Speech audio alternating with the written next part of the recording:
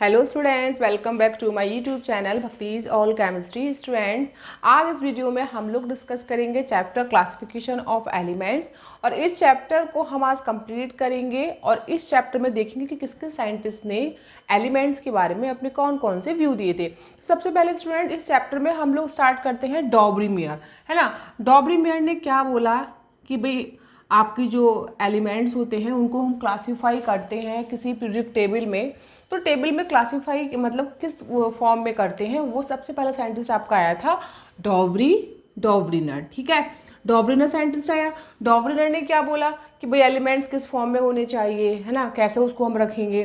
तो सारी बातें हम पढ़ेंगे इस चैप्टर में कि भाई पीरियोडिक टेबल में बेसिकली होती क्या है, उसमें कितने ब्लॉक होते हैं, कितने पीरियड्स होते हैं, किस साइंटिस्ट ने इसके बारे में क्या बोला, क्या बताया, वो सबको डिस्कस करेंगे। और हम इसकी जो प्रॉपर्टीज़ होती हैं, उनका क्या ट्रेंड होता है टेबल्स में, वो भी पढ़ेंगे। ठीक है स्टूडेंट्स, तो पहला हमारा है डॉब्रीनर्स ट्राइड रूल। ये रूल हमें क्या बताता है स्टूडेंट्स? सबसे पहले डॉब्रीमेयर ने बोला, उन्होंने टेबल के अंदर मतलब कुछ ग्रुप्स के बारे में बोला, सिर्फ कुछ ग्रुप्स के बारे में बताया था। वो सर्टेन ग्रुप्स हैं कि उसमें किन्हीं भी, अब हम 3 एलिमेंट्स की बात करें, सपोज मेरे पास है आपका लिथियम, सोडियम एंड पोटेशियम। ठीक है, ये है आपके पास 3 एलिमेंट है। अच्छा, फिर उन्होंने बोला ये आपके फर्स्ट ग्रुप में आते हैं। तो उन्होंने बोला कि इन 3 एलिमेंट्स में जो ये मिड वाला एलिमेंट्स होगा, इसका जो एटॉमिक वेट होगा वो इन दोनों के एवरेज का सम होगा। ये था डॉवरीनर ट्राइड रूल। वो कैसे? अगर हम इसका वेट निकालें 7, एटॉमिक वेट इसका निकालें 39 और इसको डिवाइड करें 2 से, तो हमारा आ गया 46, यानी कि 2 यानी कि 23। तो देखो स्टूडेंट्स, 23 हमारा इसका सोडियम का क्या होता है, आपका एटॉमिक वेट होता है। ठीक है, तो डॉब्रीमेयर ने क्या बोला? डॉब्रीमेयर ने कुछ सर्टेन ग्रुप्स के लिए ये बोला कि किसी सर्टेन ग्रुप्स में अगर हम 3 एलिमेंट्स की बात करें, तो भी तो इसका नाम पड़ा ट्राइड। ठीक है, 3 एलिमेंट्स की बात करते हैं, तो 3 एलिमेंट्स, जो बीच वाला एलिमेंट्स होता है, उसका जो एटॉमिक वेट होता है वो इन दोनों के एवरेज होता है। ठीक है, मतलब इसको और इसको वेट को जोड़ो, 2 से डिवाइड करो, उसका एवरेज आपका आ जाएगा। लेकिन बात ये आती है यहाँ पे कि ठीक है चलो होता है, लेकिन क्वेश्चन यहाँ पे कैसे आता है आपका? क्वेश्चन ये आता है कि डॉब्रीमेयर ने कौन कौन से ग्रुप ऐसे हैं जिसके लिए ट्राइड रूल दिया था। अब कौन कौन से ग्रुप ऐसे हैं, क्वेश्चन यहाँ से भी आ सकता है। तो इसके लिए हम स्टूडेंट्स क्या करते हैं, हम इसको ट्रिक बनाते हैं कि भाई कौन कौन से किस ग्रुप्स के लिए डॉब्रीमेयर ने अपना रूल दिया था। देखो बेटा, पहला है, इसको हम ट्रिक बनाएंगे। हाँ, ट्रिक है, सीबीआई के पास सबसे सस्ती लिपस्टिक है जो को वो सबको देती है। भाई ये ट्रिक है। इस ट्रिक में हम लोग कैसे देखेंगे? इस ट्रिक में हमें देखना है कि किस किस पेयर्स के लिए ये हमारा फॉलो होता है। देखो, सीबीआई से हमारा पहला क्या आ गया? क्लोरीन, फिर यहाँ पे आ गया ब्रोमीन, फिर यहाँ पे आ गया आयोडीन। ठीक है, अच्छा, पास से क्या आ गया? Phosphorus, arsenic, antimony. ये 3 एलिमेंट हो गए। ठीक है, अच्छा, फिर बेटा हमारा नेक्स्ट आता है इसमें सस्ती। ठीक है, इससे सल्फर, सेलेनियम एंड टैलेनियम। ठीक है, लिपस्टिक से क्या है हमारा? लिथियम, सोडियम, के से पोटेशियम। ठीक है, अच्छा, को से हमारा क्या आया? को वो सबको देती है, कैल्शियम। ठीक है, वेरियम। ठीक है, स्ट्रॉन्सियम। ठीक है, तो हमने देखा कि क्या कहते हैं आपका स्ट्रॉन्सियम, कैल्शियम, वेरियम। तो इस कंडीशन में हमें सबको हम इस सीक्वेंस में लगाएंगे और देखेंगे कि भी कैसे डॉब्रीमेयर का ये रूल आपका फॉलो होता है। तो को सबको देती है बेटा, इसको ना एक मिनट, को सबको देती है, तो सबको में आप क्या करोगे? यहाँ पे कैल्शियम के बाद आपका यहाँ पे आएगा बेटा S4 स्ट्रॉन्सियम, फिर B4 वेरियम। ठीक है, तो ये ट्रिक से हम देखेंगे कि कैसे किन किन के लिए डॉब्रीमेयर ने ये रूल दिया था। इस पर क्वेश्चन आता है कि आपको किस कॉम्बो के लिए डॉब्रीमेयर ने अपना ट्राइड रूल दिया था। तो सीबीआई से क्लोरीन, ब्रोमीन, आयोडीन, पास से फॉस्फोरस, आर्सेनिक और एंटीमनी, और आपका सस्ती से सल्फर, सेलेनियम, टैलेनियम, और लिपस्टिक से लिथियम, सोडियम, पोटेशियम, और को कैल्शियम सबको देती है, तो स्ट्रॉन्सियम और वेरियम। ठीक है स्टूडेंट्स, तो ये तो हमारा था डॉबरीमेर का ट्राइड रूल के कुछ ग्रुप्स जिसके लिए डॉबरीमेर ने रूल्स दिया था। नेक्स्ट हमारा साइंटिस्ट आता है बेटा न्यूलैंड्स। न्यूलैंड्स ने क्या बोला, न्यूलैंड्स ने बोला कि भाई, न्यूलैंड्स ने बोला कि भाई जैसे हम लोग उसने केमिस्ट्री को म्यूजिक से जोड़ा, म्यूजिक से जोड़ने के उन्होंने देखा कि जैसे हम म्यूजिक में पढ़ते हैं, कि जैसे हम म्यूजिक में कैसे पढ़ते हैं, देखो हम पढ़ते हैं ना सा रे गा मा पा धा नी सा, मतलब हम लोग जैसे म्यूजिक में चलते हैं सा रे गा मा पा धी ना सा, तो सा के बाद फिर से वही, मतलब नी के बाद फिर से सा आ जाता है, मतलब 1 2 3 4 5 6 7 एलिमेंट्स के बाद, मतलब 7 के बाद फिर से आपका फर्स्ट वाला रिपीट होने लगता है, कहने का मतलब ये है। ठीक है, तो जैसे म्यूजिक उन्होंने क्या करा, इसको हम बोलते हैं बेटा न्यूलैंड्स, न्यूलैंड्स ऑक्टेव रूल्स। ठीक है स्टूडेंट्स, न्यूलैंड ऑक्टेव रूल्स क्या है, न्यूलैंड्स ने बोला कि जैसे कि हम, उन्होंने बस 1 to 20 एटॉमिक नंबर के एलिमेंट के लिए ही ये रूल बताया था, 1 से लेकर 20 दिन का एटॉमिक नंबर है, और उनमें उन्होंने देखा, उन्होंने बताया कि इसमें जो 7 एलिमेंट्स के बाद जो 8वां एलिमेंट्स आएगा उसकी प्रॉपर्टीज फर्स्ट वाले एलिमेंट्स के जैसी हो जाएंगी, इसी को बोलते हैं न्यूलैंड्स ऑक्टेव रूल। ठीक है, अच्छा उसमें क्या देखा उन्होंने, जैसे कि हम, उन्होंने अब इसको म्यूजिक से ऐड कर दिया, हम लोग म्यूजिक में देखते हैं ना सा रे गा मा पा धा नी सा, मतलब 7 के बाद सा से फिर ये चीज़ आपकी रिपीट होने लगी, तो इसी चीज़ को उन्होंने कैसे बोला, उन्होंने इस चीज़ को बोला था ऐसे करके, देखो हाइड्रोजन का एक, उस टाइम हीलियम तो थी ना, हीलियम तो आपकी इनर्ट गैस थी, फिर लिथियम, ठीक है, और फिर उसके बाद बेरिलियम, फिर बोरॉन, फिर कार्बन, फिर नाइट्रोजन, फिर ऑक्सीजन, फिर उसके बाद फ्लोरीन, फिर नियॉन नहीं आएगा क्योंकि नियॉन था नहीं, इनर्ट गैस था उस टाइम, नियॉन, फिर सोडियम, फिर मैग्नीशियम, फिर एल्युमिनियम, फिर सिलिकॉन, फिर फास्फोरस, फिर सल्फर, फिर क्लोरीन, फिर आर्गन भी नहीं, और उस टाइम था नहीं, फिर पोटेशियम, फिर कैल्शियम। ठीक है, बस इतने एलिमेंट्स के लिए दिया था इन्होंने, इससे ज़्यादा एलिमेंट्स को नहीं दिया था, राइट। 1 एटॉमिक नंबर से 20, उसमें भी नट गैसेज नहीं थी आपकी, हीलियम नहीं और आर्गन उस टाइम डिस्कवर नहीं हुई थी। क्लियर बच्चों, फिर हमने देखा चलो इतने एलिमेंट्स के लिए दिया, तो अब देखो इसमें होगा क्या, इसमें ये होगा कि देखो 1 2 3 4 5 6 7 जो 8 की प्रॉपर्टीज है फ्लोरीन की, वो किसके अकॉर्डिंग होगी, हाइड्रोजन जैसी होगी। भाई 7 के बाद जो 8वां एलिमेंट्स आएगा उसकी प्रॉपर्टीज फर्स्ट वाले के जैसी ही होगी। ठीक है, अच्छा चलो यहाँ से हम यहाँ से भी काउंट करते हैं, 1 2 3 4 5 6 7 8 क्या है सोडियम, तो सोडियम की प्रॉपर्टी किसके जैसी होगी, लिथियम के जैसी।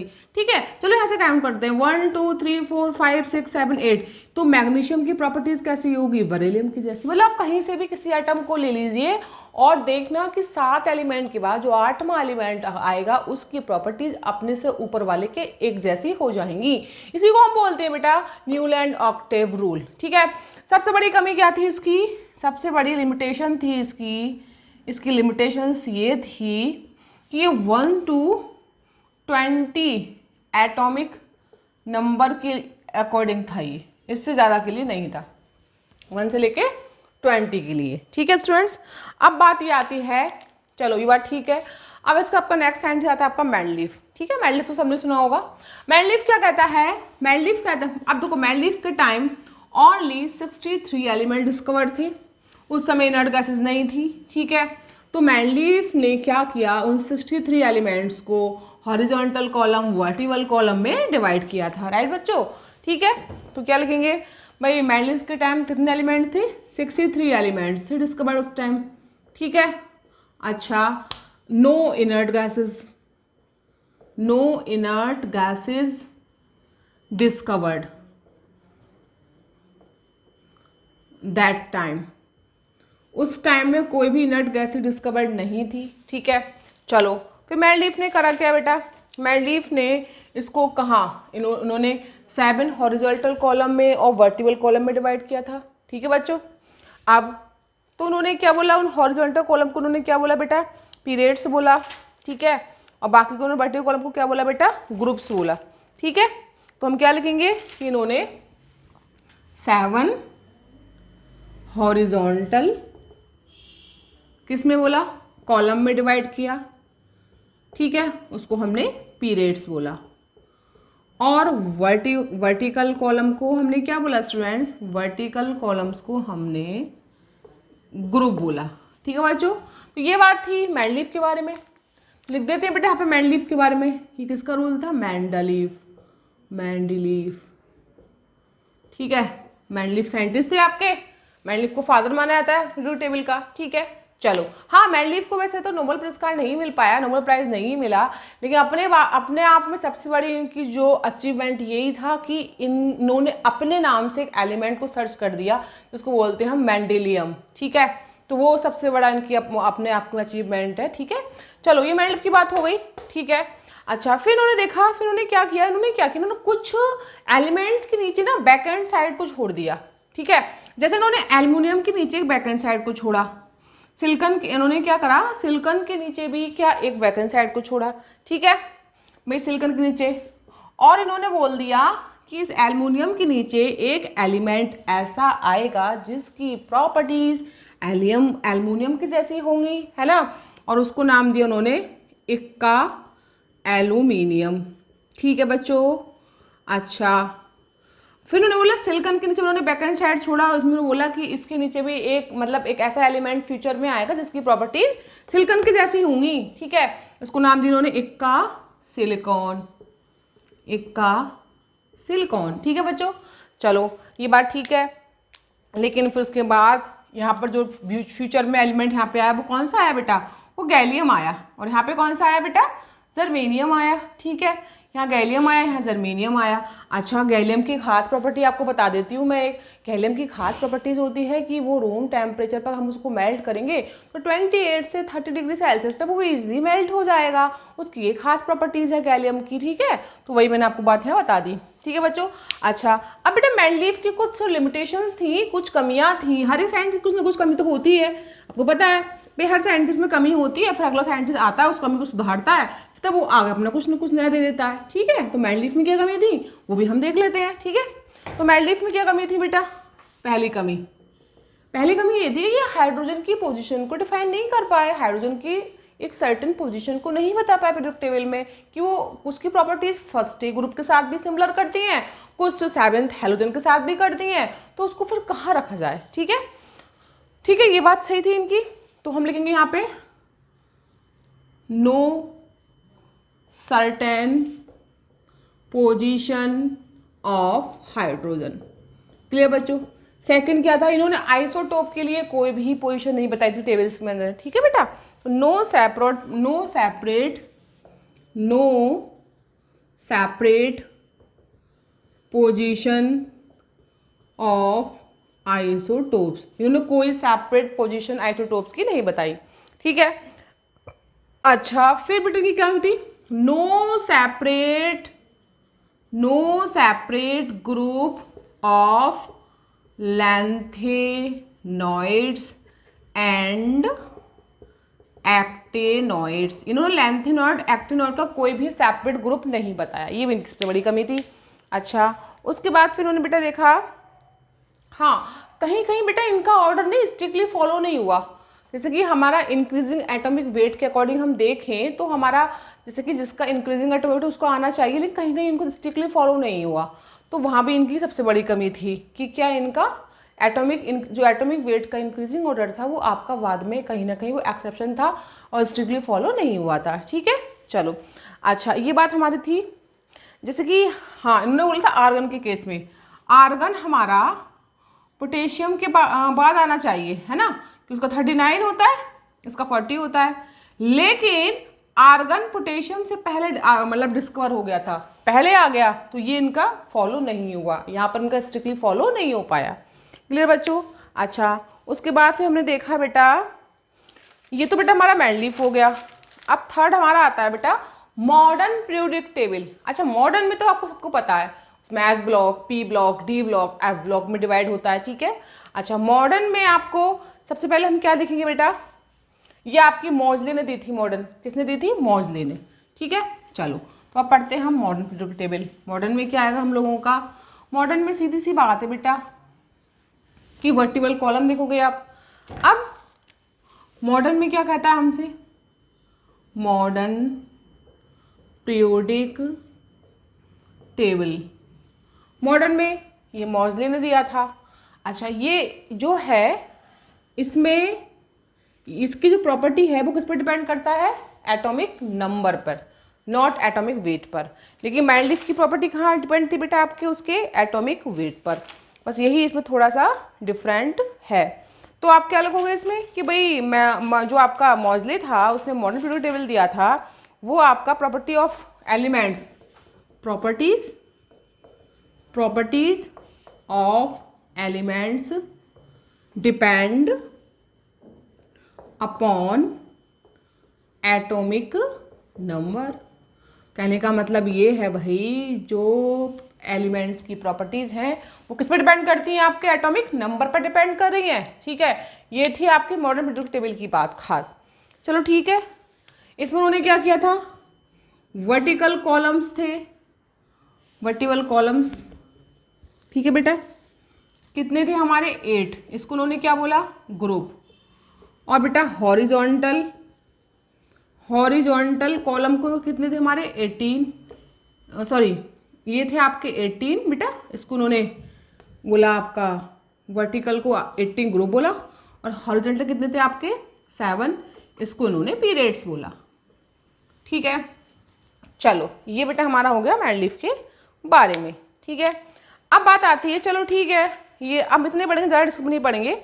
अब बेटा इसमें हम देख लेते हैं। चलो इस चैप्टर में एक चीज़ हमने तो देख ली साइंटिस्ट के बारे में कि डॉबरीमेंड ने क्या बोला, न्यूलैंड्स ने क्या बोला, मैंडलीफ ने क्या बोला, और मॉडर्न पीरियड में मॉजले ने क्या बताया। ठीक है, इसमें इतना ही सफिशिएंट है, हमारे यहाँ से क्वेश्चन नहीं आना है जेई और नीट में। अच्छा, अब पढ़ते हैं कि हम कैसे किसी भी एलिमेंट्स का ग्रुप और पीरियड फाइंड कर सकते हैं, क्योंकि वो पूछ सकता है क्वेश्चन। ठीक है, तो हम फाइंड करते हैं बेटा product of group and periods. ठीक है, वो कैसे फाइंड करेंगे? सबसे पहले हम देखते हैं, ग्रुप और पीरियड्स निकालना सीखेंगे इसमें अच्छे से। तो सबसे पहले हम क्या देखेंगे बच्चों? देखो, प्रिडिक्टेड ग्रुप एंड पीरियड्स। ठीक है, तो सबसे पहले बेटा हम निकालते हैं क्या? पहले हम निकालते हैं क्या? इसमें ग्रुप फाइंड करते हैं। ठीक है, ग्रुप कैसे फाइंड करते हैं? एस ब्लॉक के लिए। तो एस ब्लॉक के लिए ग्रुप में क्या होता है बेसिकली बेटा? ग्रुप में हम कह सकते हैं कि ग्रुप को हम ये भी कह सकते हैं कि एस ब्लॉक भी बोलते हैं कि ब्लॉक किस ब्लॉक में है। अब पीरियड्स और ग्रुप में हमें पहले देखना है ब्लॉक। फिर ब्लॉक कैसे फाइंड करेंगे, है ना? तो ब्लॉक के लिए सबसे पहले हम क्या करेंगे बेटा? हम देखेंगे कि लास्ट वाला इलेक्ट्रॉन किस सेल में एंटर कर रहा है। ठीक है, तो पहले हम ब्लॉक फाइंड करते हैं इसमें। ठीक है, साथ में ब्लॉक भी लिख लेते हैं। पहले ब्लॉक देखते हैं, उसके बाद ग्रुप, फिर पीरियड्स। हमें तीनों चीज़ देखनी है हम लोगों को। ठीक है, पहले ब्लॉक देखते हैं। तो ब्लॉक कैसे देखेंगे बेटा हम लोग? हम इसका करेंगे कॉन्फ़िगरेशन कि अगर लास्ट इलेक्ट्रॉन जिसमें एंटर करता है, ठीक है, तो last electron enter subshell. ठीक, अब जिस सब शेल में एंटर करेगा लास्ट का इलेक्ट्रॉन, अगर बेटा एस में करेगा, एस सब शेल में, आज समझ में आ रही है, तो उसका ब्लॉक क्या होगा आपका? S block. ठीक है, पी सब शेल में करेगा तो उसका ब्लॉक क्या होगा बेटा? पी। डी सब शेल में करेगा तो उसका ब्लॉक क्या होगा? डी। और एफ में करेगा तो उसका क्या होगा? सब शेल एफ। इतनी बात समझ में आ गई सभी लोगों को? चलो इतनी बात समझ में आ गई। तो भाई अब बात आती है, चलो अब आती है ब्लॉक की। अब तो ब्लॉक हो गया, अब बात आती है बेटा ग्रुप की। तो ब्लॉक हो गया, ब्लॉक में तो कुछ भी नहीं करना, आपको सबसे पहले इलेक्ट्रॉनिक कॉन्फ़िगरेशन करना है और लास्ट में देखना है कि इलेक्ट्रॉन लास्ट में किस सब शेल में एंटर कर रहा है। जिस सब शेल में एंटर कर रहा है ना, देख लो उसमें एंटर कर रहा है तो आप लिख दो कि भाई ये जिसमें इसका ब्लॉक ये, तो उसका subshell s p d f. ये कहानी खत्म हो गई ब्लॉक की। ये बात आती है बेटा ग्रुप की। ठीक है, ग्रुप में क्या देखना है बेटा? अब ग्रुप हम तीनों को अलग अलग निकालते हैं बेटा। ठीक है, तो ग्रुप में क्या करेंगे बेटा? हम ग्रुप के लिए हम देखते हैं यहाँ पे, हाँ, अगर एस के लिए ग्रुप निकालते हैं 4s, एस के लिए, तो देखते हैं एस सब शेल में क्या? Valence electron. ठीक है, जैसे कि अगर लास्ट में आपका जो भी आता है सब शेल में वैलेंस इलेक्ट्रॉन, वो उसका क्या ग्रुप हो जाएगा? जैसे आपका आया NS1, NS2, तो NS1 का मतलब क्या? इसका कितना हुआ ग्रुप? फर्स्ट। और 2 का मतलब क्या हुआ ग्रुप? इसका सेकंड। एस के लिए बात चल रही है। वैसे आपको पता है ना कि एस ब्लॉक में 2 ही तो ग्रुप होते हैं, फर्स्ट है और सेकंड है। तो एस में तो 2 ही ऑप्शन आने हैं, तो फर्स्ट ग्रुप या सेकेंड ग्रुप। तो एस में हम क्या देखेंगे, उसके बैलेंस इलेक्ट्रॉन कितने हैं एस में। अगर 1 है तो फर्स्ट ग्रुप, से 2 है तो सेकंड। एन का मतलब कोई भी शेल हो सकता है यहाँ पे, 2s2, 1s2, 3s2, 4s2, 5s2। Clear. अब बेटा आपका आता है ग्रुप 4s के लिए। अब निकालेंगे बेटा ग्रुप हम पी के लिए। पी के कैसे फाइंड करते हैं हम ये भी देख लेते हैं बच्चों, है ना। तो पी के लिए फाइंड करने के लिए फॉर पी ब्लॉक, अब पी में क्या होगा बच्चों, चलो फॉर पी सब शेल लिख लो यहाँ पे आप। ग्रुप किसको फाइंड करना है, पी सब शेल के लिए, है ना। तो पी के लिए कैसे फाइंड करेंगे, number of valence electron plus 10, ये कर देना है बेटा आपको। जितने आपके नंबर ऑफ वैलेंस इलेक्ट्रॉन है ना आउटर सेल में, वो ले लो और उसमें 10 को ऐड कर दो। आपका पी के लिए, पी सब शेल के लिए या पी ब्लॉक के लिए आपका ग्रुप निकल जाएगा। ठीक है, चलो इसका एग्जाम्पल देखते हैं हम लोग। इसका एग्जाम्पल क्या है बेटा, देखो जैसे बात करती हूँ मैं क्लोरीन की, कितना होता है 17, कर दो इसका 1s2, 2s2, 2p6, 3s2, 3p5, 17 हो गया। अब देखो बेटा 17 होता है 2, 8 एंड 7, भाई साफ साफ दिख रहा है इसमें 3 की दो एक जैसे डिजिट कौन है, 3s 3p, दोनों में 3 3 आया, दोनों को हमने एक पेयर बना दिया, 7 आया। तो यानी इसके वैलेंस सेल में इलेक्ट्रॉन कितने आए आपके, 7। ये तो था हमारा number of valence electron plus 10 इसमें ऐड कर दिया, कितना हो गया 17।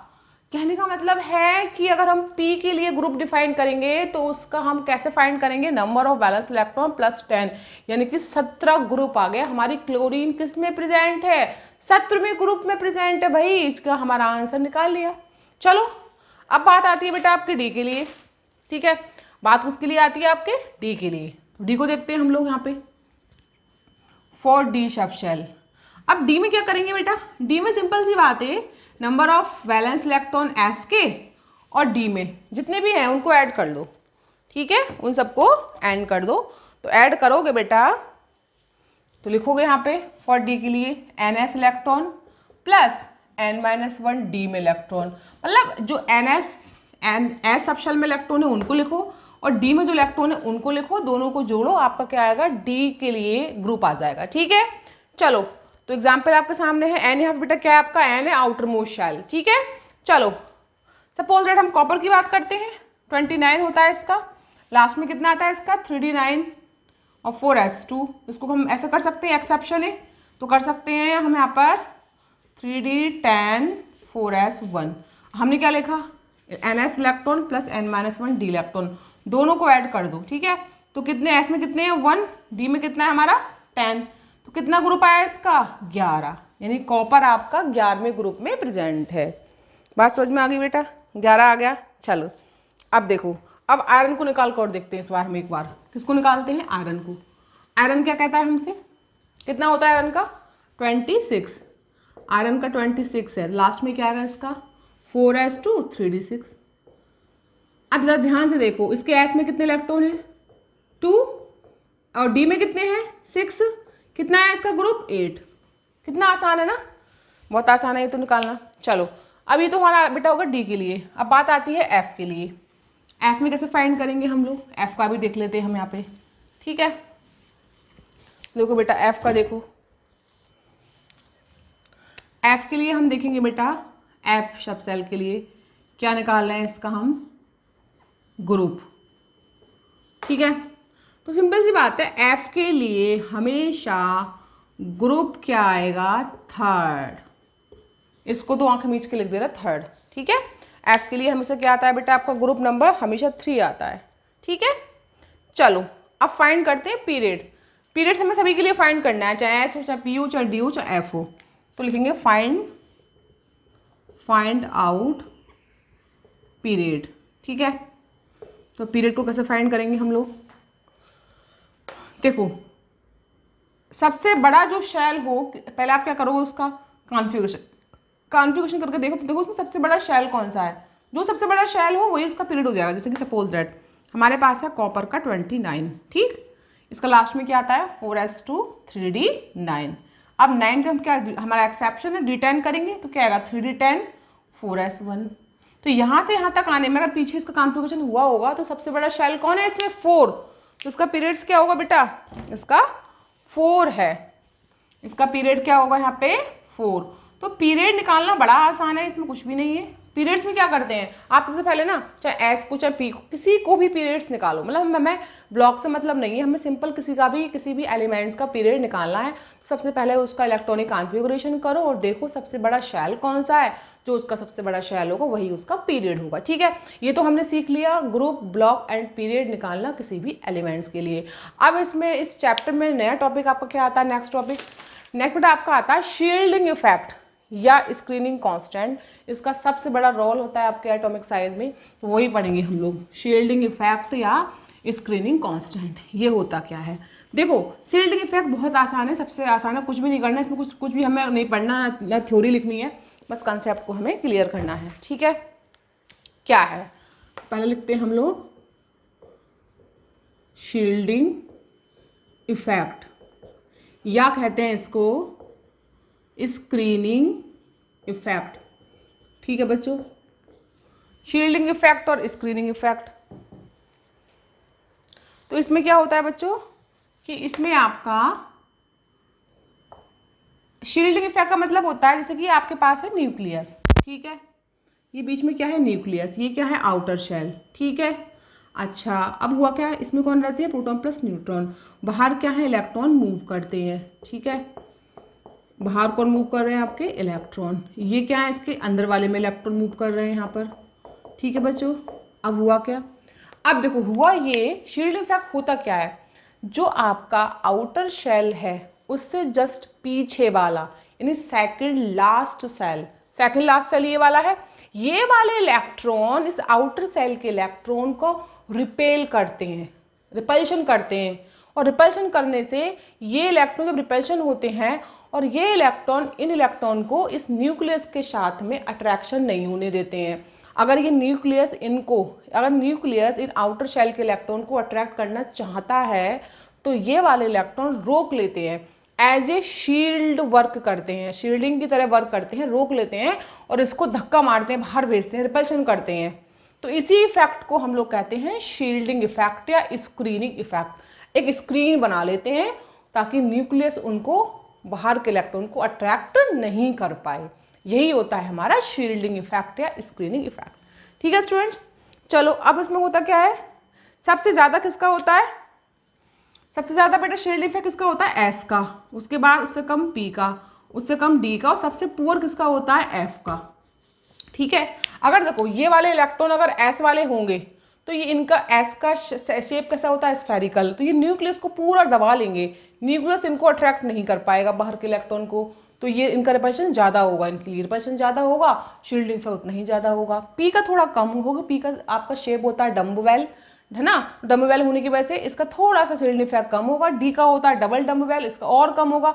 एफ का बहुत पुअर शील्डिंग होगा। अगर यहाँ पर सेकंड लास्ट सेल में एफ सब शेल के इलेक्ट्रॉन प्रेजेंट है तो इसको रिपल्शन नहीं कर पाएंगे और ये जो है न्यूक्लियस बाहर वाले इलेक्ट्रॉन को अट्रैक्ट कर लेगा और फाइनली शील्डिंग इफेक्ट कम हो जाएगा। तो शील्डिंग इफेक्ट ज़्यादा कब होता है, जब जितना आपका एस में, क्यों ज़्यादा है, क्योंकि एस सबसे अच्छे तरीके से रिपल्शन ज़्यादा करता है, जितना ज़्यादा रिपल्शन होगा उतना शील्डिंग इफेक्ट भी क्या होगा, ज़्यादा होगा। ठीक है, तो ये था बेटा हमारा शील्डिंग इफेक्ट। ठीक है, अच्छा जितना शील्डिंग इफेक्ट ज़्यादा होता है ना, जितना शील्डिंग इफेक्ट ज़्यादा, मोर शील्डिंग इफेक्ट, है ना, तो बेटा क्या होगा, मोर स्क्रीनिंग कांस्टेंट, इस स्क्रीनिंग कांस्टेंट उतना ही ज़्यादा होगा। ठीक है, अच्छा इसको किससे नोट करते हैं हम, इसको जेड स्टार से करते हैं। ठीक है, तो ये तो बात हो गई हमारी शील्डिंग इफेक्ट की, ये डेफिनेशन हो गई। चलो अब इसको फाइंड कैसे करते हैं हम मैथमेटिकली, वो हमें चीज़ देखनी है। मैथमेटिकली कैसे हम इसको फाइंड करेंगे, कैसे इसको एक्सप्रेस करेंगे, तो देखो पहले हम क्या लिखेंगे, इसको शील्डिंग कांस्टेंट या स्क्रीनिंग कांस्टेंट को हम जेड स्टार से शो करते हैं, is equal to Z minus sigma. एक मिनट, ये फार्मूला हम इसको लिख लेते हैं पहले। ये तो आपका इफेक्टिव न्यूक्लियर चार्ज का आ गया जेड स्टार। पहले हम शील्डिंग इफेक्ट निकालते हैं ना, शील्डिंग कांस्टेंट इफेक्ट कैसे फाइंड करते हैं। देखो तो सबसे पहले हम फाइंड करेंगे यहाँ पे, इसको बेटा सिग्मा से नोट करते हैं हम लोग। शील्डिंग कांस्टेंट है, स्क्रीनिंग कांस्टेंट किसे नोट करते हैं, सिग्मा से। ठीक है, चलो हमने डिनोट किया सिग्मा से। अच्छा अब देखो किसके लिए हमें करना है, पहले एस या पी ब्लॉक के लिए, इन दोनों के लिए करना है हमें। अगर हम एस और पी ब्लॉक के लिए shielding constant, screening constant find करते हैं तो क्या करते हैं सबसे पहले, बट इसका फार्मूला है, फार्मूला क्या है 0.35 into number of valence electron in last shell, ठीक है, except test electron plus number of electron in second last shell, ठीक है। अच्छा, इसमें आपने 0.35 से मल्टीप्लाई कराया, प्लस आप कराओगे 0.85 into number of electron in last second shell, ठीक है, बात समझ में आ गई। अच्छा, और लास्ट में आता है +1 into number of remaining electron, remaining electron. ये बेटा फॉर्मूला हमारा आ गया एस और पी ब्लॉक के लिए। ये सिग्मा क्या है हमारा, शील्डिंग या स्क्रीनिंग कांस्टेंट फाइंड करना है अगर हमें किसी एस और पी ब्लॉक के लिए, तो ये वाला फार्मूला होगा, ठीक है बेटा। चलो हम निकाल के भी देख लेते हैं इसको। अब देखो इसमें नंबर ऑफ बैलेंस इलेक्ट्रॉन का मतलब क्या है, नंबर ऑफ बैलेंस जो लास्ट आपके बैलेंस सेल के इलेक्ट्रॉन होते हैं ना उसमें, अब उसमें हम किसी एक इलेक्ट्रॉन पे फाइंड करते हैं तो उस इलेक्ट्रॉन को माइनस कर देंगे, तो उसे बोलते हैं test electron, except test electron, उसको नहीं काउंट करेंगे। जैसे कि नंबर ऑफ बैलेंस इलेक्ट्रॉन हमारे 5 है तो हम उसमें से 5 में से एक पे टेस्ट करेंगे तो उसमें 4 लेंगे हम लोग, ठीक है। अगर 6 है तो 5 लेंगे, 7 है तो उसमें एक माइनस करेंगे तो 6 लेंगे। तो हम अगर इसके लिए फाइंड करते हैं नाइट्रोजन के केस में कितना होता है इसका 7, 1s2 2s2 2p3 2 4 कितना होगा 7 हो गया, तो 2 इंटू 5। अब देखो बेटा इसके बैलेंस इलेक्ट्रॉन कितने हैं 5, और हमें इसके अब यहाँ पे कौन सा आ रहा है आपका पी आ रहा है लास्ट में, तो एस और पी के लिए वाला फॉर्मूला लगेगा हमारा ऊपर वाला, पी लास्ट में आ रहा है तो हमारे इसमें बैलेंस इलेक्ट्रॉन कितने हैं 5। चलो 5 के लिए सिग्मा कैसे निकालोगे 0.35 इंटू, अब 5 में एक हमारा टेस्ट इलेक्ट्रॉन है, हमें एक इलेक्ट्रॉन तो फाइंड करना है, तो एक पे तो एक तो माइनस कर दो, कितना बचा है 4, प्लस सेकेंड लास्ट सेल में कितना है हमारा 2, तो 0.85 इंटू कितना है 2। अच्छा रिमेनिंग इसके बाद कुछ है नहीं, जीरो होते हैं, जीरो कर दो प्लस करके, रिमेनिंग में कुछ है नहीं यहाँ पे, तो कितना है बेटा सॉल्व करके इसको हम सॉल्व करेंगे, तो इसको सॉल्व करके हम लिखेंगे फटाफट से, कितना आया 3.1 इसका आंसर आ गया हमारा सिग्मा, यानी शील्डिंग कांस्टेंट है, स्क्रीनिंग कांस्टेंट हमारा ऐसे हम फाइंड करते हैं एस और पी ब्लॉक के लिए, हमें ये फार्मूला लर्न होना चाहिए, हम इसके अकॉर्डिंग किसी का भी शील्डिंग या स्क्रीनिंग कांस्टेंट निकाल सकते हैं, ठीक है बच्चों। अब आता है बेटा हमारा डी के लिए, डी के लिए कैसे फाइंड करेंगे हम लोग, तो डी का फार्मूला देख लेते हैं। डी में क्या होता है बेटा, डी में कुछ नहीं करना आपको, डी में ये करना है कि आपको यहाँ पर जो है, हाँ डी में आप यहाँ पे नहीं सिग्मा की जो आपने 1.8 लिखा है ना, वहाँ बेटा आप क्या करेंगे, यहाँ पे 0.35 करने के बाद यहाँ पे ये वाला कॉलम नहीं आएगा, ये वाला कॉलम नहीं आएगा डी के लिए। चलो डी को लिख देते हैं हम लोग फटाफट से, डी के लिए हमारा ये वाला कॉलम नहीं आएगा, फिर कौन सा आएगा, चलो डी के लिए क्या आएगा देखो, डी का भी देखते हैं करके फटाफट से, है ना। डी में क्या होगा, पहले हम वही लिखेंगे फार्मूला, शील्डिंग कांस्टेंट है screening constant, sigma is equal to 0.35 तो आएगा into number of valence electron in last shell except test electron, तो आएगा प्लस, अब यहाँ बेटा 0.85 नहीं आएगा, अब यहाँ पे 1 into number of electron in last shell या इन सेकंड लास्ट सेल लिख सकते हो, सेकंड लास्ट सेल। अब इसमें क्या होगा, इसके बाद भी अगर कोई इलेक्ट्रॉन बचते हैं उसकी मल्टीप्लाई हम 1 से करेंगे उसकी भी, तो अब टोटल हमें क्या करना 1 के साथ, मतलब पहले तो 0.35 से करोगे, बाद में सारों की इलेक्ट्रॉन की मल्टीप्लाई 1 से कर दोगे, मतलब इसमें ये होता है डी ब्लॉक में, ठीक है भाई। पहले तो 0.35 इंटू बैलेंस इलेक्ट्रॉन में से एक माइनस करके मल्टीप्लाई करोगे, फिर प्लस करके अंदर वाले लास्ट में जितने भी टोटल इलेक्ट्रॉन है टोटल की हम मल्टीप्लाई किससे करेंगे 1 से करेंगे, तो हमारा ये आएगा बेटा डी ब्लॉक के लिए, ये हमारा किसके लिए है डी ब्लॉक के लिए, ठीक है बच्चों, ये हमारा डी ब्लॉक के लिए है, ठीक है।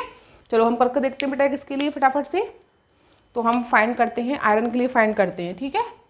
आयरन का देखते हैं कितना होता है 26, तो इसके लास्ट में क्या आता है 3d6 4s2, तो हम डी के लिए फाइंड करें तो हमें इससे कोई मतलब नहीं है, इस बार से कोई मतलब नहीं है, तो डी में है तो उसके लास्ट में कितने 6, तो एक इलेक्ट्रॉन टेस्ट इलेक्ट्रॉन माइनस में 5 बचेगा, तो कितना आएगा 0.35 इंटू 5 प्लस, अब बेटा ये आपके 26 में 2 ये हो गए, ठीक है, तो आपका कितना, आपको 24 बचा, 24 में आपने माइनस कर दिया तो 23, बाकी आपने यहाँ पर ले लिए, तो अंदर कितने बचे 18 इलेक्ट्रॉन अंदर बचे नहीं 18 बचे, 5 आपने ले लिए, तो क्या करोगे 1 इंटू 18, तो फाइनल क्या होगा बेटा, इसका हम सॉल्व करेंगे तो क्या आंसर आएगा इसका 19.75। तो ये हमारा क्या आ गया बेटा सिग्मा आ गया, किसके लिए आया डी और एफ के लिए आ गया, तो ये तो फिलहाल डी के लिए है, लेकिन एफ के लिए भी फार्मूला यही होगा, सेम फार्मूला होगा एफ के लिए, ये तो मैंने डी के लिए फाइंड किया है, तो डी के लिए बेटा हमारा सिग्मा शील्डिंग या स्क्रीनिंग कांस्टेंट ये हमारा 19.75 आ गया। तो ऐसे हम फाइंड करते हैं किसी भी एलिमेंट के लिए क्या शील्डिंग या स्क्रीनिंग कांस्टेंट, एग्जाम में कोई पूछ देता है तो आप ऐसे फाइंड करोगे। तो स्टूडेंट ये तो हमारा हो गया, स्टार्ट करते हैं इसमें अब क्या इफेक्टिव न्यूक्लियर चार्ज। तो इफेक्टिव न्यूक्लियर चार्ज क्या होता है बच्चों, जैसे कि हमने पढ़ा शील्डिंग कांस्टेंट और हमने अभी पढ़ा स्क्रीनिंग कांस्टेंट, उसको हमने फाइंड करना सीखा।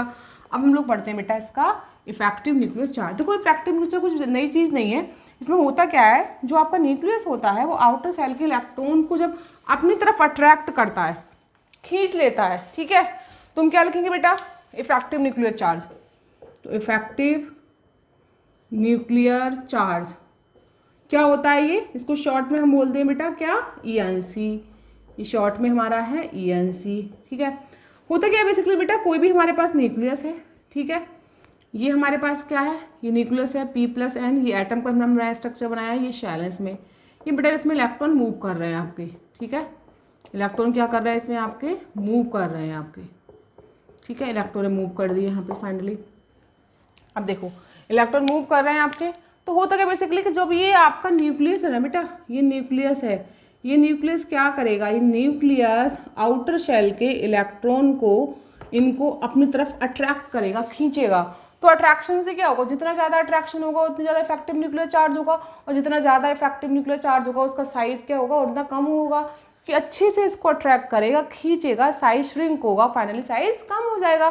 तो याद रखना इफेक्टिव न्यूक्लियर चार्ज जितना ज़्यादा होगा उसका साइज उतना कम होगा, ठीक है। इसको बेटा हम शो किससे करते हैं, जेड स्टार से, Z star equal to Z minus sigma. यहाँ जेड क्या है बेटा आपका, जेड स्टार क्या है इफेक्टिव न्यूक्लियर चार्ज, जेड क्या है एटॉमिक नंबर, सिग्मा क्या है हमने पीछे निकाला है शील्डिंग कांस्टेंट या स्क्रीनिंग कांस्टेंट, ठीक है बेटा, ये इसका फॉर्मूला हो गया, राइट बच्चों, ठीक है। अच्छा अब बेटा हमारे इसमें आती है कुछ प्रॉपर्टीज़, प्रॉपर्टीज़ क्या आती है, जैसे सब अब हम पढ़ेंगे प्रॉपर्टीज़ का ट्रेंड्स, ठीक है। देखो एटॉमिक साइज, ठीक, एटॉमिक साइज क्या होता है, बेसिकली हमने केमिकल बॉन्डिंग पढ़ रखा है, एटॉमिक साइज की डेफिनेशन, एटॉमिक रेडियस होता क्या है कितने टाइप्स का, लेकिन हमें यहाँ पढ़ना है बेटा इसका ट्रेंड्स, कि भाई एटॉमिक साइज का ट्रेंड्स क्या है ग्रुप और पीरियड्स में, कैसे आपकी इंक्रीज होती है कैसे आपकी डिक्रीज होती है, ठीक है बच्चों। तो पहले हम पढ़ेंगे क्या वेरिएशन ऑफ एटॉमिक साइज, ठीक है। अब बेसिकली आप लोग पढ़ते चले आ रहे हो ये चीज़, 9th क्लास में पढ़ा, 10th में पढ़ा आपने, कि भाई हम लोग लेफ्ट टू राइट जाते हैं तो atomic radii atomic size decrease होता है, टॉप टू बॉटम आते हैं तो एटॉमिक साइज हमारा इंक्रीज होता है, लेकिन इसमें भी कुछ एक्सेप्शन है जो कि हम यहाँ पढ़ेंगे, ठीक है।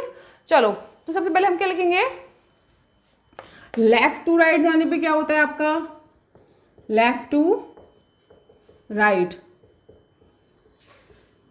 लेफ्ट टू राइट जाने बेटा आपका ये होगा सबसे पहले कि आपका डिक्रीज होगा, ये साइज क्या होगा यहाँ पे डिक्रीज, ठीक है। अच्छा अब जैसे कि लेफ्ट टू राइट हम किसी पीरियड में बात कर लेते हैं, देख के चल लेते हैं किसी पीरियड्स में, तो कौन सा पीरियड लेते हैं सबसे पहले हम बेटा यहाँ पे, चलो हमने ये ले लिया lithium, beryllium, boron, carbon, nitrogen, oxygen, fluorine and neon, neon last में पहुंच गया देख लो, है ना। अब आप लोग तो पढ़ रहे हो मैम लेफ्ट से टू राइट जाने पर साइज हमारा डिक्रीज होता है, लेकिन यहाँ पे एक्सेप्शन केस आ गया, क्या नियोन का साइज ज़्यादा होगा इन सब से, नियोन का साइज ज़्यादा होगा lithium, beryllium, boron, carbon, nitrogen, oxygen, fluorine से। ऐसा क्यों, ऐसा इसलिए क्योंकि नियोन के पास होती है वॉन डेर वाल रेडियाई, यानी कि जितनी भी इनर्ट गैसेज हैं उनमें हम मेजर करते हैं वॉन डेर वाल रेडियाई, और वॉन डेर वाल रेडियाई सबसे बड़ी रेडियाई होती है, कोवलेंट हो चाहे मेटालिक हो चाहे आयनिक हो चाहे कटायनिक हो, सबसे बड़ी कौन होती है वॉन डेर वाल, इसीलिए हमारा ये एक्सेप्शन हो गया। और फाइनली हमारा जितनी भी इनर्ट गैसें हैं उन सब में हमारा साइज बड़ा होता है बाकी एलिमेंट से, ठीक है। चलो अगला देखते हैं हम लोग बेटा, डाउन द ग्रुप जाने पे क्या होता है, चलो डाउन द ग्रुप में देखते हैं। तो फाइनली वही चीज़ होती है कि आपका आप डाउन द ग्रुप में चलेंगे तो हम क्या होगा, साइज का इंक्रीज होता है।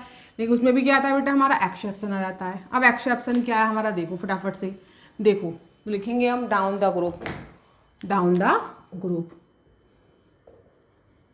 डाउन द ग्रुप जाने पे क्या होगा, साइज डिक्रीज। अब सुनो सुनो मेरी बात को, अगर मैं हाइड्रोजन को इनर्ट गैसेस के साथ रख देती हूँ, चलो हाइड्रोजन, ठीक है, हाइड्रोजन पहले ऊपर आपका आएगा, ठीक है। अच्छा हाँ, आपका एक एक्सप्रेशन बेटा और है, क्या, डाउन द ग्रुप जाने पे तो ठीक है कि आपका साइज क्या होता है, इंक्रीज। ये तो आप पढ़ लो, कोई बात नहीं, पहले ही पढ़ लेते हैं हम लोग, क्योंकि नंबर ऑफ सेल इंक्रीज होते हैं। बात सही है बिल्कुल, नंबर ऑफ सेल ऊपर निशान पे इंक्रीज हो रहे हैं, साइज भी इंक्रीज हो रहा है डाउन द ग्रुप जाने पे, पर इसमें भी कुछ हमारे एक्सेप्शन हैं, वो आगे जाके हम लोग पढ़ेंगे, ठीक है। चलो अब फाइनली एक आपका बेटा एक्सेप्शन बचा है, प्रिडिक्ट मतलब उसमें पीरियड्स में क्या बचा है बेटा, कि ऊपर हमारा होता है हाइड्रोजन, ठीक है, और फिर हमारा आता है यहाँ पे हीलियम। भाई हीलियम आपकी इनर्ट गैस से आती है ना, हीलियम, नियोन, आर्गन, और यहाँ पर शुरू होता है हाइड्रोजन से। तो बेटा इस वाले पीरियड में भी किसका साइज ज़्यादा होगा, ये एक्सेप्शन फिर से आ गया। अभी हम लोग कह रहे थे पीरियड्स में लेफ्ट टू राइट जाने पर साइज डिक्रीज होता है, लेकिन लेफ्ट टू या तो हीलियम का क्या हो रहा है, हीलियम का ज़्यादा हो रहा है हाइड्रोजन से। क्यों, वही सेम कंडीशन, क्योंकि हीलियम के पास कौन सी रेडियाई है, वॉन्डरवॉल रेडियाई, और जिसमें वॉन्डरवॉल रेडियाई होती है उनका साइज सबसे बड़ा होता है। तो हमारा हाइड्रोजन का साइज क्या है, इसमें स्मॉल है, ठीक है बेटा। चलो ये हमारा आपका हो गया रीजन। अच्छा कोई अगला हम लेते हैं पीरियड, अगर अगले पीरियड की बात करें तो उसमें क्या होगा बेटा, अगले पीरियड में देख लेते हैं एक बार हम लोग। अगला हमारा पीरियड्स क्या है, लिथियम का हो गया। अब हम लेते हैं किसका, हाँ लिथियम का हमने अभी देख लिया बेटा, ठीक है, नियोन सबसे बड़ा होता है। अब लेते हैं बेटा सोडियम का, ठीक है, सोडियम, मैग्नीशियम, एल्युमिनियम, ठीक है, ये हमारे आते हैं पीरियड में सारे, सोडियम, मैग्नीशियम, एल्युमिनियम, सिलिकॉन, फिर हमारे लास्ट में आता है आर्गन। अब देखो फिर से आर्गन आ गया, आर्गन क्या इनर्ट गैसेस, तो इसमें आर्गन का साइज सबसे क्या होगा, बड़ा होगा सब, बाकी सब रेस्ट से। क्यों नहीं होगा बड़ा, क्योंकि सारी मैंने अभी क्या बोला, इनर्ट जितनी भी helium, neon, argon, krypton, xenon, radon, सबके पास वॉन्डरवॉल रेडियाई है, और जिसके पास वॉन्डरवॉल रेडियाई होती है उसका साइज सबसे बड़ा होता है, ठीक है। चलो अब कहानी आती है आपकी दूसरी वाली, डी ब्लॉक के लिए। डी ब्लॉक के लिए कहानी क्या आती है बच्चों, अब डी ब्लॉक में आपके कितनी सीरीज होती हैं आपकी, 3D, 4D, 5D, इतनी सारी सीरीज होती हैं आपकी डी ब्लॉक में, ठीक है बेटा। अच्छा अब देखते क्या है हम लोग सीरीज के बारे में। तो 3D सीरीज की हम किसी एक सीरीज की बात कर लेते हैं ना, बाकी 4D 5D में सेम हो जाएगा। तो 3D सीरीज की बात करते हैं हम, डी ब्लॉक में साइज देखते हैं, scandium, titanium, vanadium, chromium, manganese, iron, cobalt, nickel, copper and zinc. ये हमने बेटा 3D सीरीज की सारी मेटल्स लिख ली। अच्छा आप लोग क्या इसमें लर्न करते हो कि लेफ्ट टू राइट जाने पर साइज हमारा डिक्रीज होता है, लेकिन बेटा ये यहाँ पर हर के लिए फॉलो नहीं होता। यहाँ पे क्या है, आपके कई सारे एक्सेप्शन है। यहाँ एक्सेप्शन क्या है बेटा, देखो फाइनली देखो एक्सेप्शन ये है कि पहले स्कैंडिनियम से वनेडियम, क्रोमियम तक तो साइज क्या हो रहा है, डिक्रीज हो रहा है। क्यों, क्योंकि यहाँ पे ENC effective nuclear charge increase हो रहा है। जैसे ही क्रोमियम के बाद मैग्नीज, आयरन, ये आने शुरू होते हैं, बात समझना। तो फाइनली क्रोमियम, मैग्नीज और आपका क्या आता है बेटा इसमें, आयरन और कोबाल्ट, है ना। क्रोमियम, मैग्नीज, आयरन, कोबाल्ट, इन चारों का साइज अब डिक्रीज नहीं होने वाला है। डिक्रीज क्यों नहीं होने वाला है, क्योंकि यहाँ पर इफेक्टिव न्यूक्लियर चार्ज और शील्डिंग इफेक्ट दोनों में बराबर की फाइटिंग होती है। जितना इफेक्टिव न्यूक्लियर चार्ज वर्क करेगा उतना उसको शील्डिंग इफेक्ट दबा लेगा, फिर इफेक्टिव दबाएगा उसको, फिर शील्डिंग इफेक्ट दबाएगा। तो दोनों यहाँ पे क्या रहते हैं, इक्वल रहते हैं। ENC इज इक्वल टू क्या, शील्डिंग इफेक्ट, दोनों यहाँ पे इक्वल रहेंगे, दोनों इक्वल है ये। अब दोनों इफेक्ट है, अब किसी इंसान को जितना उसने उधर खींचा, वो तो इंसान बीच में सेंटर में ही रहा ना उसमें कोई डिक्रीमेंट हुआ ना कोई इंक्रीमेंट हुआ। तो फाइनली हम क्या कह सकते हैं भाई, यहाँ पर ENC शील्ड इफेक्ट दोनों क्या हमारे इक्वल है, दोनों एक जैसे आ रहे हैं। तो यहाँ पे कोई चेंजिंग नहीं होगा, नहीं आपकी डिक्रीज होगी नहीं इंक्रीज होगी। तो कह सकते हैं कि इन चारों की एटॉमिक रेट क्या होगी बेटा, हमारी कांस्टेंट होगी। कहने का मतलब ये है, पहले डिक्रीज हुई थी, पहले ENC ज़्यादा था तो डिक्रीज हुई, दोनों इक्वल हो गए तो कांस्टेंट हो गई। अब क्या होगा, अब कोबाल्ट के जस्ट बाद यहाँ से यहाँ तक अब शील्डिंग इफेक्ट ज़्यादा हो जाएगा, shielding effect effective nuclear charge को डोमिनेट कर देगा। तो शील्ड इफेक्ट ज़्यादा होगा बेटा यहाँ पे, तो फाइनली क्या होगा, शील्डिंग इफेक्ट क्या मोर, तो साइज क्या होगा बेटा आपका, इंक्रीज। ठीक है, तो आपने क्या देखा, अगर हम डी ब्लॉक की 3D 4D 5D तीनों सीरीज में किसी की भी बात कर लो, हमने यहाँ पे 3D को ले लिया, वही सेम 4D वही सेम 5D में होगा।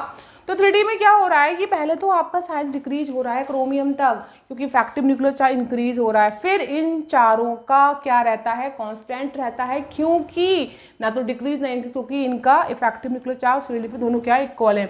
उसके बाद कोबाल्ट के बाद फाइनली क्या होता है कि आपका शील्डिंग इफेक्ट बढ़ जाता है। जितना ज़्यादा शील्डिंग इफेक्ट होगा उसका साइज उतना बढ़ता है, जितना कम शील्डिंग इफेक्ट होता है उसका साइज डिक्रीज होता है। तो यहाँ पे शील्डिंग इफेक्ट बढ़ने लगता है, क्योंकि नंबर ऑफ इलेक्ट्रॉन बढ़ने लगते हैं। निकल में इलेक्ट्रॉन बढ़ जाता है, कॉपर में बढ़ता है, जिंक में 3D10 हो जाता है।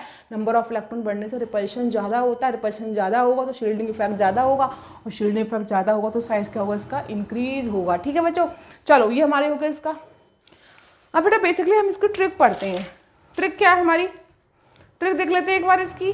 ठीक है, ट्रिक से हमें याद हो जाएगा कि कैसे हमें याद रखना है। यहाँ पे ट्रिक है हमारी,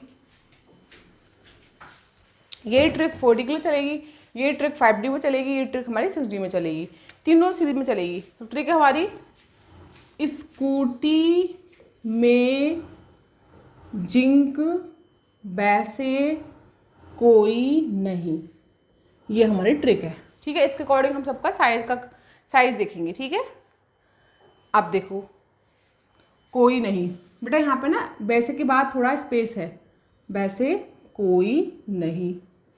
अब क्या है स्पेस है, देखो स्कूटी का होगा बेटा स्कैंडिनियम, टी से टाइटेनियम है ना, स्कूटी में जिंक, तो टाइटेनियम स्कैंडिनियम से बड़ा, सबसे बड़ा कौन है आपका, स्कैंडिनियम, सेकंड नंबर पे टाइटेनियम, फिर कौन है आपका जिंक, फिर कौन है वैसे से वैनेडियम। ठीक है, सबसे बड़ा स्कैंडिनियम, फिर टाइटेनियम, फिर जिंक बड़ा है, फिर वैनेडियम बड़ा है, फोर्थ नंबर वैनेडियम। अब वैसे के बाद वैनेडियम आ गया। ठीक है, उसके बाद फिर यहाँ पर चारों का कांस्टेंट रहेगा, chromium equal manganese equal iron equal, ये लिख लेते हैं हम। ठीक है, अब यहाँ बेटा आयरन के साथ क्या आएगा, कॉपर का भी इक्वल हो जाएगा इसमें। ठीक है, इन चारों का कांस्टेंट रहेगा। ठीक, कोबाल्ट का आपका पहुँच जाएगा पीछे, कम हो जाएगा। अब कोई नहीं है आपका, तो इसके बाद कोबाल्ट का ज़्यादा होगा निकल से। ठीक है बच्चों, कोबाल्ट का ज़्यादा किससे होता है, हमारा निकल से, तो निकल का सबसे छोटा होगा इसका मतलब। कोई नहीं का मतलब कोई नहीं, कोबाल्ट, उसके बाद निकल सबसे कम, इन चारों का इक्वल। तो ये हमारा क्या होगा, स्कूटी में जिंक वैसे कोई नहीं, तो हमारे इन चारों का इक्वल हो गया साइज। कॉपर आयरन मैग्नीज और क्रोमियम, सबसे बड़ा स्कैंडिनियम का, सबसे स्मॉल निकल का। ये बेटा हमारी ट्रिक थी इसकी। ठीक है, चलो अब बेटा बाद नेक्स्ट हमारा आता है, यही सेम 40 के लिए रहेगा, यही सेम 5D सीरीज के लिए रहेगा, तो हमने एक को लर्न कर लिया। ठीक है, चलो अब देखो डाउन द ग्रुप में हमारा एक इसमें एक्सेप्शन है। एक्सेप्शन क्या है बेटा, देखो एक्सेप्शन देखो फटाफट से। अगर हम डाउन द ग्रुप की बात करें तो हम स्कैंडिनियम, लैंथेनम, याट्रियम, टाइटेनियम, जिरकोनियम, हाफनियम, ठीक है, वेनेडियम, निमोनियम एंड टैलेंटम। तो बेटा डाउन द ग्रुप हम जाते हैं 3D 4D 5D सीरीज में, तो होता क्या है बेसिकली कि इसका साइज से ज़्यादा होता है, इसका साइज से ज़्यादा है, लेकिन इन दोनों का क्या होता है, बराबर होता है अप्रॉक्सीमेशन। इन दोनों का बराबर क्या होता है, बराबर होता है अप्रॉक्सीमेशन, दोनों का बराबर होता है। ऐसा क्यों बराबर होता है, क्योंकि जैसे हम अभी हमने पढ़ा था कि डाउन द ग्रुप हमारा साइज इंक्रीज होता है, लेकिन यहाँ तो एक्सेप्शन आ गया, नीचे वालों का तो बढ़ ही नहीं रहा साइज, जितना इनका था उतना इनका है। इस बात का मतलब क्या, इस बात का मतलब ये है कि यहाँ पर जो हाफनियम और टैलेंटम है, इनके पास क्या है, एप सबशेल, और जहाँ एप सबशेल होता है वहाँ बेटा क्या होता है इनका, पुअर शील्डिंग इफेक्ट, और जहाँ पुअर शील्डिंग इफेक्ट होता है उसका साइज क्या होता है, बढ़ता नहीं है कभी ज़्यादा। अब यहाँ पर हाफ आपका टैलेंटम और हाफनियम में क्या एफ सब शेल आ गया। जब इनका हम कॉन्फ़िगरेशन करेंगे तो इसके लास्ट में क्या आएगा हमारा एफ सब शेल, और जहाँ एफ सब शेल होता है उसका शील्डिंग इफेक्ट बहुत क्या होता है, पुअर होता है। तो फाइनली इसमें क्या होगा, लेंथेनेट कॉन्ट्रैक्शन होगा, श्रिंक होगा साइज। तो फाइनली जिरकोनियम के बाद साइज इनका इतना ही रहेगा जितना जिरकोनियम का था, इसका भी उतना रहेगा, आगे इंक्रीज नहीं होगा। ये बेटा हमारा इसका था रीजन, पुअर शील्डिंग इफेक्ट या कह सकते हैं हम लेंथेनाइट कॉन्ट्रैक्शन। ठीक है बेटा, ये हमारी हो गई एटॉमिक रेडियाई की ट्रेंड्स हो गई हमारी, यानी आपका पीरियड्स और ग्रुप में क्या ट्रेंड्स है विद एक्सेप्शन, ये आपके सारे इसमें एक्सेप्शन भी आ गए। अब बेटा सेकंड प्रॉपर्टी हमारी क्या आती है, क्या आता है, आयोनेशन एनर्जी, आयोनेशन एंथैल्पी पढ़ते हैं। आपके 3 बेटा प्रॉपर्टी बची है, ionisation enthalpy, electron gain enthalpy and electronegativity. उसके बाद हमारा चैप्टर फिनिश। ठीक है बच्चों, चलो अब हम क्या देखते हैं इसमें, अगला टॉपिक हमारा बेटा ionization energy. Ionization energy, ionization energy का मतलब क्या है बच्चों, आयोनेशन एनर्जी आपने बहुत पढ़ा होगा कि किसी भी, लेकिन बेसिकली हमें एक चीज़ यहाँ याद रखनी है, क्या, निगाह। निगाह का मतलब क्या है इसमें, निगाह का मतलब है न्यूट्रल आइसोलेटेड गैसियस एटम के लिए बात करेंगे इसमें, ऐसे नहीं बात करेंगे किसी के लिए। ठीक है, तो इसमें क्या लिखेंगे हम लोग यहाँ पे, न्यूट्रल आइसोलेटेड गैसियस एटम। कहने का मतलब है अगर किसी न्यूट्रल आइसोलेटेड गैसियस एटम से एक इलेक्ट्रॉन को रिमूव करने के लिए जितनी एनर्जी की रिक्वायरमेंट होती है उसी को हम कहते हैं आयोनाइजेशन एनर्जी। बात समझ में आ गई बेटा। ठीक है, सपोज मेरे पास Mg है, गैसियस स्टेट में है, न्यूट्रल है, आइसोलेटेड है, मैंने इसमें से एक इलेक्ट्रॉन को निकाला, इस पर एक प्लस आ गया। ठीक, अब फिर से ले लो बेटा यहाँ पे Mg, फिर से मैंने Mg प्लस ले लिया, फिर से मैंने एक इलेक्ट्रॉन को निकाला यहाँ से, तो फाइनली क्या हो गया बेटा, फिर से यहाँ पे Mg+2 आ गया, यानी कि इलेक्ट्रॉन और निकल गया। तो ये हमारी फर्स्ट आयोनेशन एनर्जी हो गई, ये सेकंड आयोनेशन एनर्जी हो गई। तो हम इससे याद रखना फर्स्ट वाले से सेकंड आयोनेशन एनर्जी का वैल्यू ज़्यादा होता है, तो हमें ज़्यादा एनर्जी देनी पड़ती है निकालने के लिए। ठीक है, चलो अब इसके आते हैं मेन क्या, इसके फैक्टर, कौन कौन से फैक्टर इसको इफेक्ट करते हैं। ठीक है, आयोनेशन एनर्जी को, इससे हमारी आयोनेशन एनर्जी कौन कौन से फैक्टर हैं, तो इस फैक्टर को हम किससे पढ़ेंगे वो भी हम देखते हैं ट्रिक के साथ। वो फैक्टर है बेटा हमारे, फैक्टर अफेक्टिंग आयोनेशन एनर्जी, कौन कौन से होते हैं इसको बेटा हम लोग पढ़ते हैं ट्रिक के साथ। शार्प, SHARP, शार्प, इसमें R में स्मॉल बनाया है, इसका मतलब यहाँ पे R का कोई वैल्यू नहीं है। S का मतलब क्या है यहाँ पे, शील्डिंग इफेक्ट। ठीक है, अच्छा H का मतलब क्या है बेटा यहाँ पे, H का मतलब यहाँ पे होता है बेटा हाफ फिल्ड या फुल फिल्ड, हाफ फिल्ड या फुल फिल्ड। ठीक है, full field orbital.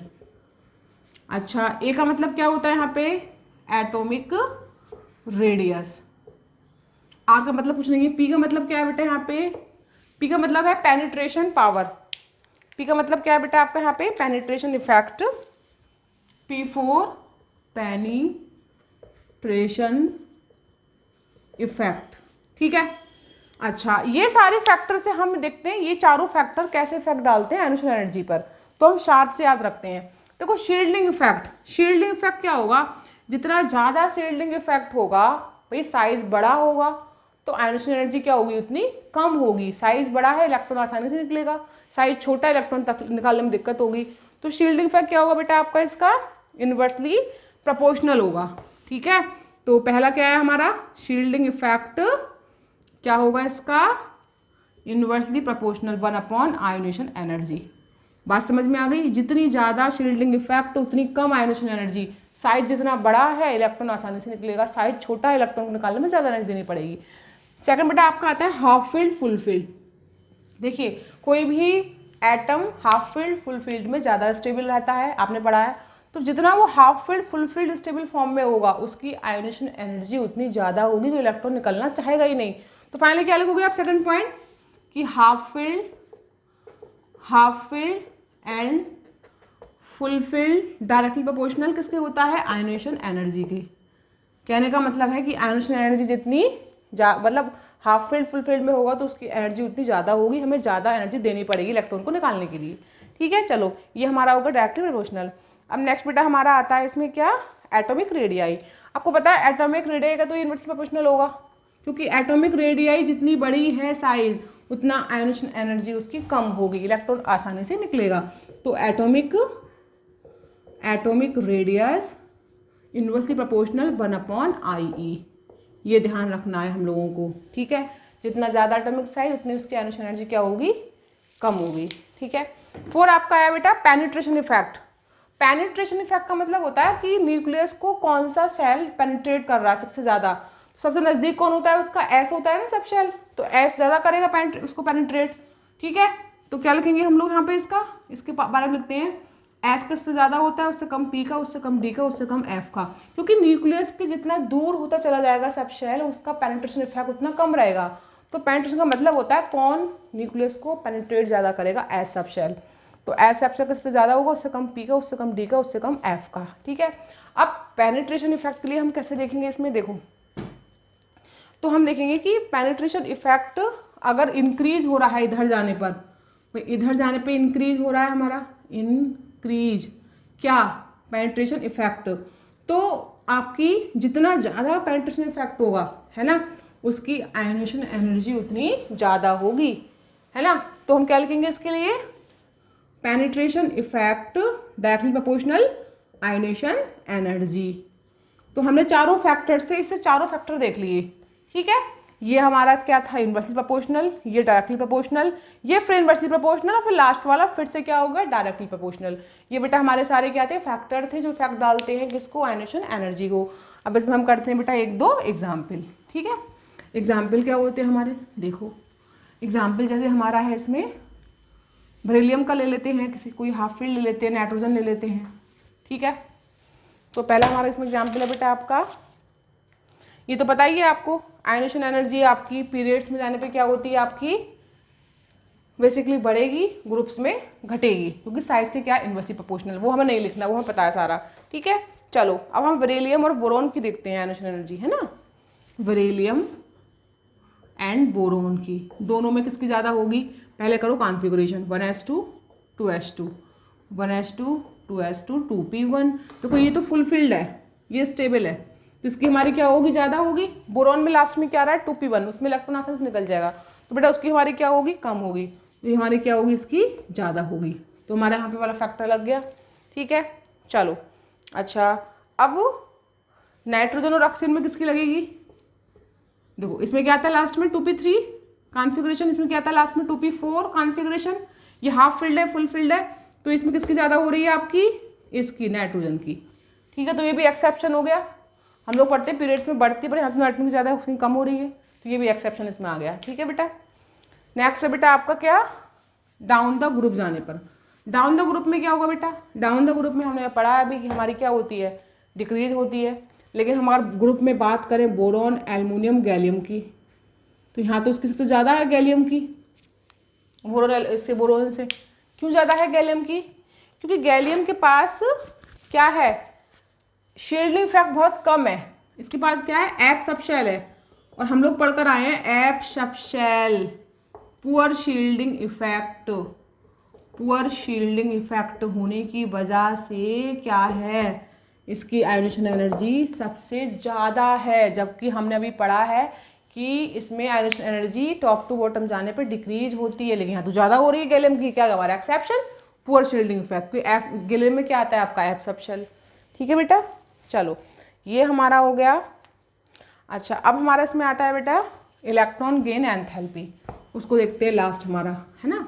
Electron gain enthalpy ये क्या होती है हमारी, इलेक्ट्रॉन सेम वही कंडीशन, इलेक्ट्रॉन गेन एंथैल्पी, इसमें क्या होगा, वही निगाह, निगाह का मतलब क्या है, वही चीज़, न्यूट्रल आइसोलेटेड गैसियस एटम में एक इलेक्ट्रॉन को क्या करते हैं हम लोग, एक इलेक्ट्रॉन उसमें ऐड कराने पर जो एनर्जी आपकी रिलीज होती है या फिर जो भी होती है, तो उसे हम क्या बोलेंगे, रिलीज होगी या फिर आपकी वो आपकी एब्जॉर्ब करता है या फिर निकाल, जो भी करता है उसके अकॉर्डिंग इसमें साइन चेंज हो जाता है।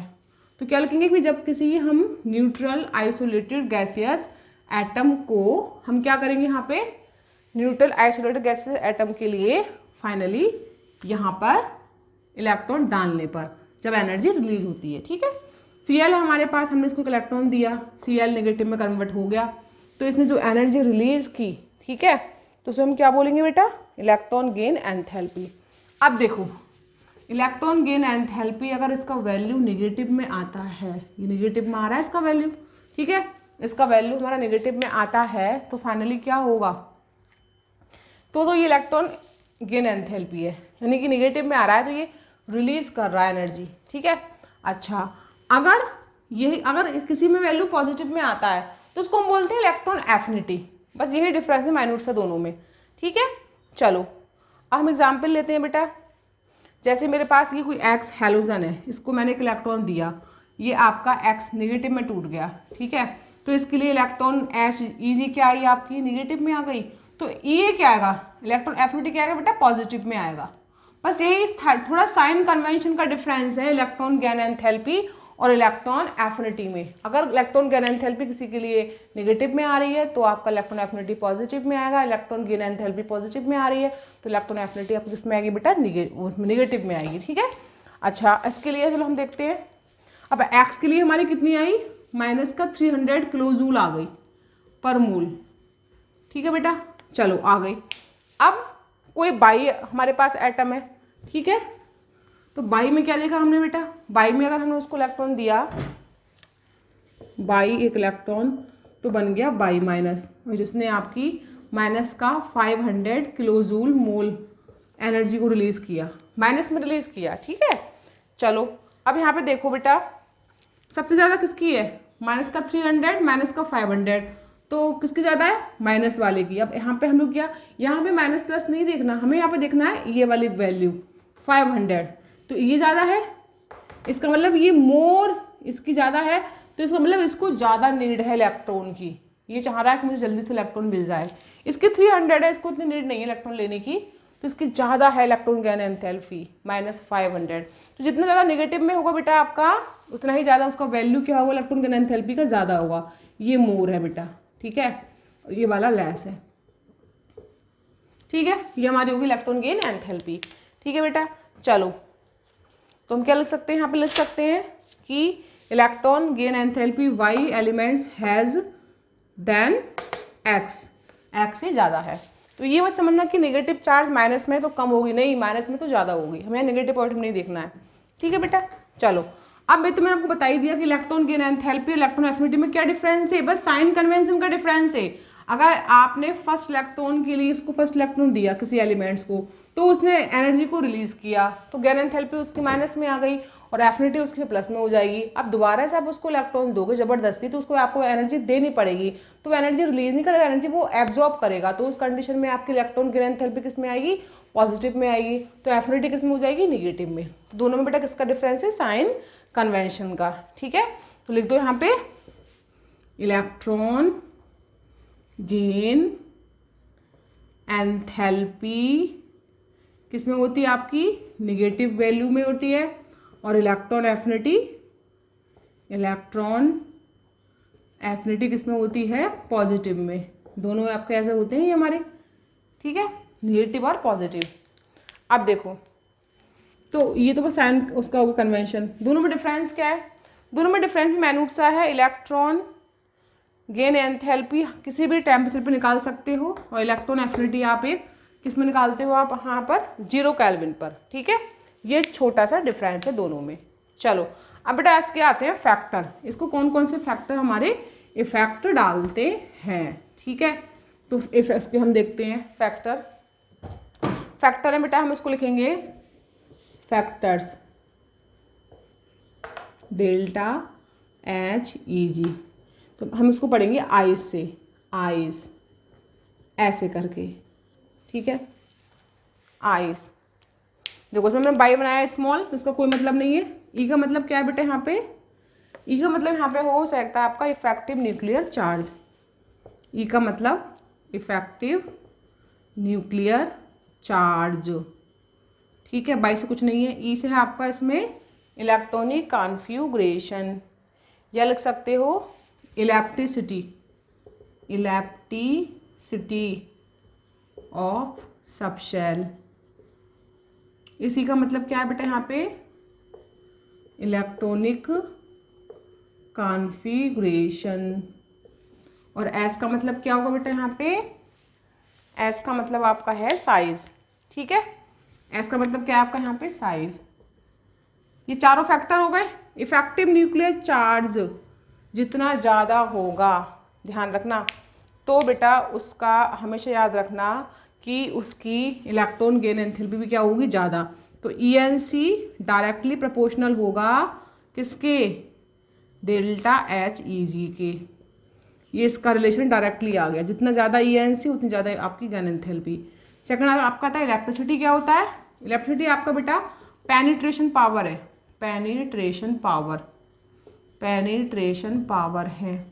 ये डायरेक्ट प्रोपोर्शनल किसके, अब देखो ये आपका इलेक्ट्रिसिटी क्या है, स्नोई नेम्स है किसका, पेनिट्रेशन पावर का। जो सबशेल किसका ज़्यादा होता है, आपका एस का। तो याद रखना ये आपका क्या होगा, ये भी डायरेक्टली प्रोपोर्शनल किसके होगा, delta HEG, electron gain enthalpy के। इलेक्ट्रॉन गेन एंथैल्पी जितनी ज़्यादा पेनिट्रेशन पावर है किसी की, यानी इलेक्ट्रिसिटी है जितनी ज़्यादा, बात वही है, तो उसका इलेक्ट्रॉन गेन एंथैल्पी उतना ज़्यादा होगा। ठीक है, चलो थर्ड आपका आता है इलेक्ट्रॉनिक कॉन्फ़िगरेशन। तो इलेक्ट्रॉनिक कॉन्फ़िगरेशन क्या होगा, देखो इलेक्ट्रॉनिक कॉन्फ़िगरेशन का मतलब है अगर हाफ फिल्ड है, हाफ फिल्ड या फुल फिल्ड, ठीक है, तो वो स्टेबल फॉर्म में है, तो वो क्या होगा, इसका इन्वर्सली प्रोपोर्शनल होगा, इन्वर्सली प्रोपोर्शनल। अगर हाफ फिल्ड फुल फिल्ड में प्रेजेंट है तो उसकी इलेक्ट्रॉन गेन एंथैल्पी क्या होगी, सबसे कम होगी। क्या है उसका, आपका लेस होगी। भाई वो तो अपने स्टेबल फॉर्म में है, उसको तो ज़रूरत ही नहीं है ना, ज़रूरत ही नहीं है, तो उसको उल्टा आपको एनर्जी देनी पड़ेगी इलेक्ट्रॉन डालने के लिए, तो क्या होगी, वो आपकी लेस होगी। साइज की क्या होगी बेटा, हमेशा साइज तो हर किसी का इन्वर्सली प्रोपोर्शनल होता है, चाहे आपकी आयोनेशन एनर्जी हो, चाहे इलेक्ट्रॉन गेन एंथैल्पी, चाहे इलेक्ट्रोनेगेटिविटी, तो इसको तो हमें पढ़ना ही नहीं है। साइज की हमेशा क्या होगी आपकी, इन्वर्सली प्रोपोर्शनल। कौन, इलेक्ट्रॉन गेन एंथैल्पी। बेटा ये हमारे थे फैक्टर सारे हो चुके हैं। ठीक है, चलो अब इसमें हम पढ़ते हैं, एक आध एग्जाम्पल देख लेते हैं। ठीक है, उसके बाद हम इसको फिनिश करते हैं। एग्जाम्पल क्या है हमारे इसके, एग्जाम्पल देखते हैं। देखो फ्लोरीन, क्लोरीन, ब्रोमीन और आयोडीन की बात करें ग्रुप में हम, अब देखो इसका सेम वही है फ्रेंड आपका, कि वेरिएशन क्या है, पीरियड्स में आपकी क्या होती है, ये इंक्रीज होती है, ग्रुप में आपकी डिक्रीज होती है। तो इसका देखो थोड़ा वेरिएशन आएगा बेटा। अगर हम बात करें इसमें किसकी, अगर हम बात करें बेरिलियम और बोरोन की, ठीक है, बात करें हम लोग बेरिलियम और बोरोन की, तो इन दोनों में किसकी ज़्यादा होगी, तो बेरिलियम का कितना होता है 1s2 2s2, बोरोन का कितना होता है 1s2 2s2 2p1। तो इसमें स्टेबल कौन है आपका, ये वाला, ये स्टेबल है। ठीक है, तो इसमें किसकी ज़्यादा होगी, ये लेस स्टेबल है, इसका कॉन्फ़िगरेशन तो इसकी ज़्यादा होगी ना, बोरोन की ज़्यादा है, बेरिलियम की कम है, हम पीछे पढ़ कर आए हैं इसका फैक्टर। ठीक है, चलो अब देखते हैं ग्रुप में। ग्रुप में क्या आता है हमारा, फ्लोरीन, क्लोरीन, ब्रोमीन, आयोडीन। ठीक है, अब देखो, अब सबसे ज़्यादा हमारी फ्लोरीन की होनी चाहिए वैसे तो, क्यों हमने पढ़ा है टॉप टू बॉटम जाने पे क्या होती है हमारी, डिक्रीज होती है। ठीक है, तो डिक्रीज हो रही टॉप टू बॉटम जाने पर, क्योंकि साइज हमारा क्या होता है, टॉप टू बॉटम इंक्रीज होता है, तो ये डिक्रीज होगी। लेकिन यहाँ पे उल्टा है, यहाँ पे क्लोरीन की ज़्यादा हो रही है फ्लोरीन से, क्लोरीन की ज़्यादा फ्लोरीन से, फिर आपकी ब्रोमीन से, फिर आयोडीन के। ऐसा क्यों, क्योंकि फ्लोरीन का साइज़ क्या है, बहुत स्मॉल है, साइज स्मॉल है, इलेक्ट्रॉन बहुत रिपल्शन होगा इसमें, तो इलेक्ट्रॉन हम इसमें आसानी से नहीं डाल पाएंगे क्योंकि साइज छोटा है, इसमें इलेक्ट्रॉन हमारा चला जाएगा आसानी से, तो इसकी हमारी ईजी क्या होगी, ज़्यादा हो गई। ठीक है, चलो ऐसे हम अगर सल्फर फैमिली की बात करें तो ऑक्सीजन सल्फर में सल्फर की ज़्यादा होगी, ऑक्सीजन का साइज छोटा है। ठीक है, वो भी आप कर सकते हो। चलो नेक्स्ट टॉपिक आता है आपका इसमें इलेक्ट्रोनेगेटिविटी, जो इसका लास्ट टॉपिक है हमारा इलेक्ट्रोनेगेटिविटी। उसमें कैसे देखते हैं बेटा हम लोग, इलेक्ट्रोनेगेटिविटी क्या होता है बेटा आपका, सिंपल सा फंडा है। इलेक्ट्रोनेगेटिविटी का मतलब है इलेक्ट्रोनेगेटिविटी, इलेक्ट्रोनेगेटिविटी का मतलब होता है कि कोई भी एटम जब किसी कोवलेंट बॉन्ड में एक इलेक्ट्रॉन को या इलेक्ट्रॉन पेयर को अपनी तरफ अट्रैक्ट करता है, उसी टेंडेंसी को हम लोग बोलते हैं इलेक्ट्रोनेगेटिविटी। ठीक है, the tendency of attraction in covalent bond for any atom, कोई भी एटम कोवेलेंट बॉन्ड के अंदर किसी इलेक्ट्रॉन पेयर को एक्सेप्ट करेगा, जितनी उसकी अट्रैक्शन पावर होगी उसे हम क्या बोलेंगे, इलेक्ट्रोनेगेटिविटी। ठीक है, चलो अब इसको क्या है, अब इसमें देखना ये है बेटा, सपोज हमारे पास क्या है, HCl है, एक पॉजिटिव एक निगेटिव। ठीक है, तो इसमें Cl की ज़्यादा नेगेटिविटी है, ये अपनी तरफ ट्रैक कर रहा है, फिर माइनस है, फिर प्लस आ गया, यही तो रीजन होता है हमारा। चलो अब इसके फैक्टर कौन कौन से होते हैं, इसके हम फैक्टर देखते हैं बेटा, इसके फैक्टर्स, इसको देखते हैं हॉट्स से। ठीक है, इसमें R छोटा बनाया है क्योंकि R का कोई मतलब नहीं है। ठीक है, अच्छा हॉट्स में क्या हो गया, HORS, तो H का मतलब हाइब्रिडाइजेशन, हाइब्रिडाइजेशन, O का मतलब ऑक्सीडेशन, R का कोई मतलब नहीं है। S का मतलब क्या होगा आपका यहाँ पे, S का मतलब होगा शील्डिंग इफेक्ट।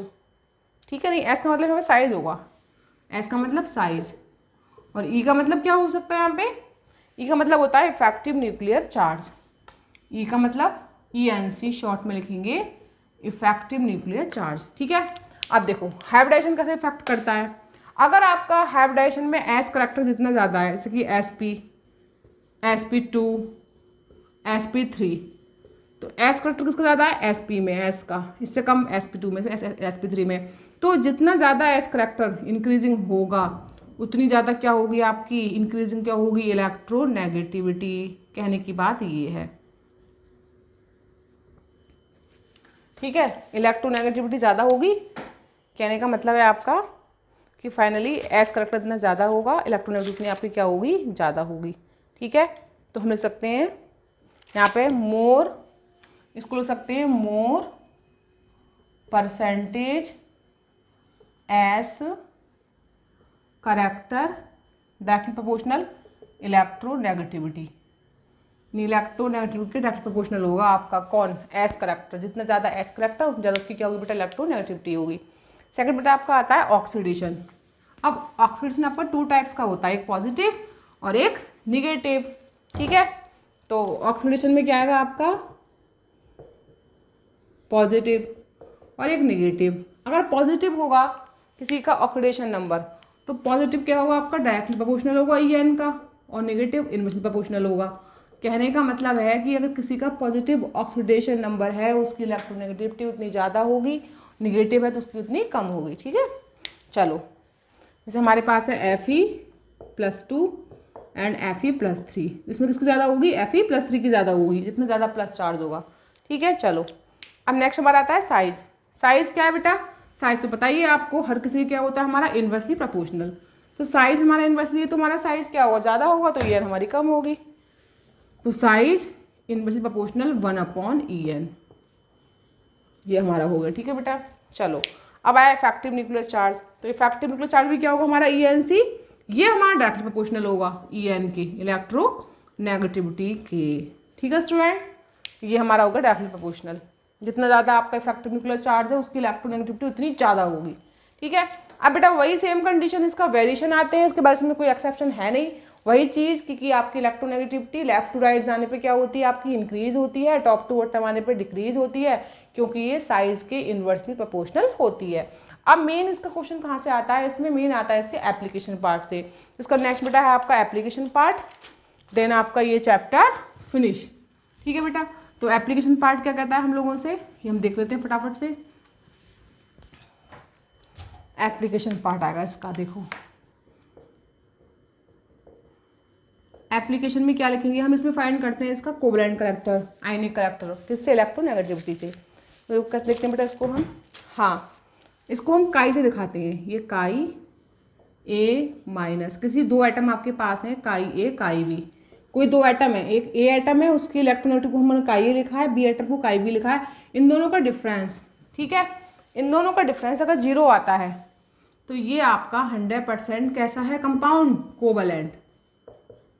ठीक है, अगर इन दोनों का डिफरेंस काई A और काई B, इन दोनों का डिफरेंस लेस देन 1.7 आता है, मतलब 1.7 से कम आता है, तो बॉन्ड क्या होगी आपकी, bond is more ionic and less covalent.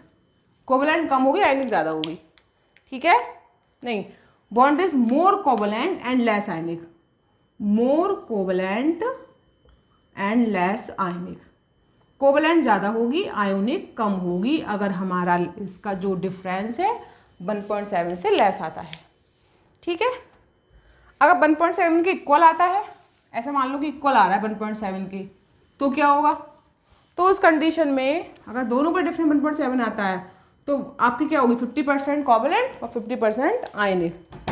तो लिखोगे यहाँ पे बॉन्ड 50% कोवलेंट एंड 50% आयोनिक होगी, ठीक है बेटा। चलो, अगर ज़्यादा आता है आपका, अगर आपका ये डिफरेंस ज़्यादा आता है, यानी आता है 1.7 से ज़्यादा आता है, तो क्या करोगे, यहाँ पर रिवर्स कर दोगे, bond is more ionic and less covalent. ये बेटा इन्वर्स हो जाएगा आपका रिलेशन, ठीक है। ये हमारे से फाइंड करते हैं इसका एप्लीकेशन पार्ट। अब लास्ट बेटा इसमें हम देखते हैं इसका आयनिक करैक्टर, और देख लेते हैं एक बार बस इसका आयनिक करैक्टर कैसे फाइंड करते हैं हम, इसका एप्लीकेशन उसमें क्या रोल है देखते हैं अभी। देखो, इसका मेन एप्लीकेशन पार्ट है हमारा, वो क्या है, देखो मेन एप्लीकेशन पार्ट हमारा है इसका आयनिक करैक्टर। हम कैसे फाइंड करेंगे आयनिक करैक्टर, देखो आयनिक करैक्टर बेटा एक फार्मूला है, सपोज दैट इसका फार्मूला है 16xa माइनस XB, ठीक है, ये हमारा फार्मूला हो गया, प्लस 3.5 XA माइनस XB का स्क्वायर, XA माइनस XB का स्क्वायर। ये बेटा फार्मूला है हमारा किसी का भी परसेंटेज आयनिक करैक्टर कंपाउंड को निकालने के लिए। यहाँ A क्या है, electronegativity of A atom, B क्या है, इलेक्ट्रोनेगेटिविटी ऑफ B एटम, ठीक है। अब देखो हम कैसे करेंगे इसको, जैसे हमारे पास एग्जाम्पल है HOCl, ठीक है, HOCl प्लस वाटर मॉलिक्यूल है, तो HOCl क्या निकालेगा अपने अंदर से, एक H इसको देगा तो H3O पॉजिटिव बनाएगा और प्लस क्या OCl निगेटिव निकल जाएगा, ठीक है।